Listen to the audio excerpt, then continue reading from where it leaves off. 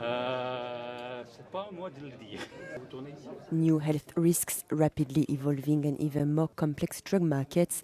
This is the alert launched on Tuesday by the European Union Drugs Agency.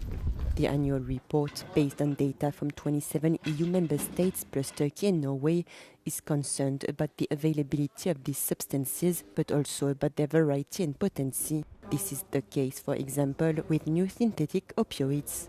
New synthetic opioids are very highly potent substances. So just to give you some context on this, 1 gram is enough to make several thousands of lethal doses. So there is a very narrow margin of between use and overdose in that situation. They can rapidly emerge on the market. The situation can escalate and cause severe harms, including deaths. Cannabis remains the most commonly used illicit drug in Europe, with 24.9 million Europeans claiming to have used it last year. Despite being well established, this market shows that traffickers and markets are constantly evolving.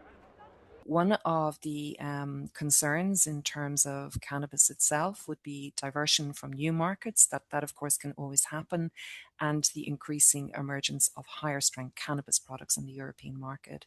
In some resin forms, for example, we are seeing purity of up to 33%. And of course, the higher the THC component in the drug, the more likelihood it is with longer term use to cause psychosis. The European agency is pleased, however, about a decrease in cocaine seizures. 330 tons were intercepted in 2024 compared to 419 tons the previous year. Despite this figure, the substance accounts for a third of people entering drug treatment in Europe. Faced with health and security risks, the agency calls on member states to invest in monitoring and preparedness and to act on both supply and demand.